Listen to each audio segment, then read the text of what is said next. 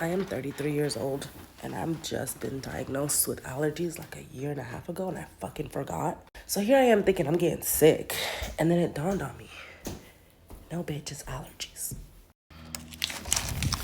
So you know, got that Go Puff, baby.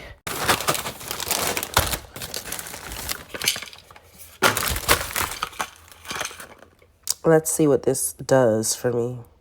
Can we talk about why the fuck was Zyrtex almost $30 and so was Claritin? And this is the same freaking thing, same ingredients. It's called Good Now and it was $6. Stop fucking playing with me, please. Emotional support chips from Siete.